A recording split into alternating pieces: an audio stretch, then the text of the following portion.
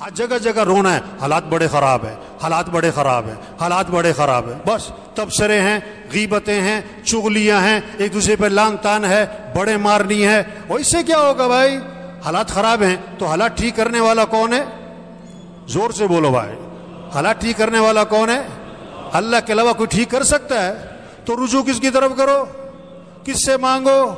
کس کے سامنے رو؟ کس کے سامنے گڑ گڑاؤ؟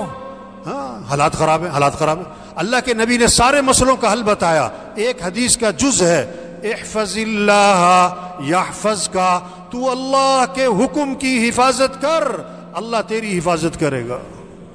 وہ اللہ کے دین پر آ جاؤ، اللہ مسئلے حل کر دے گا۔ مسئلے خراب ہو، حالات بڑے خراب ہیں، ملک کے حالات خراب ہیں۔ ایک آدمی کسی گھر گیا چائے پینے کے لیے نا، اس نے چائے پہ بلایا، اب جیسے ہی بیٹھے نا چائے پہ، کہتا جی حالات بڑے خراب ہے۔ کیا کہتا ہے؟ حالات بڑے خراب ہے۔ وہ صاحب خانہ نے کیا تم نے کیے؟ حالات تم نے خراب کیے؟ کہتا نہیں۔ کہتا تم ٹھیک کر سکتے ہو؟ کہتا نہیں۔ کہتا پھر چائے پیو۔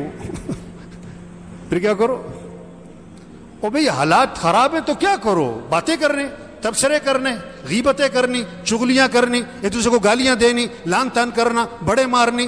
نہیں، حالات خراب ہیں تو کیا کرو؟ اللہ نے مسئلے کا حل بتایا، وَاسْتَعِینُوا بِالصَّبْرِ وَالصَّلَاةِ۔ وہ سارے مسئلوں کا حل اللہ فرما رہے ہیں، اللہ سے مدد طلب کرو، صبر کرو، جزا فضا نہ کرو، شور شرابے نہ کرو، غیبتیں نہ کرو، گالیاں مت دو، صبر کرو، اور نماز پڑھو، اور نماز پڑھو، نماز پڑھ کے اللہ سے مانگو، اللہ مسئلے حل کرے گا، اللہ پریشانیاں دور کرے گا۔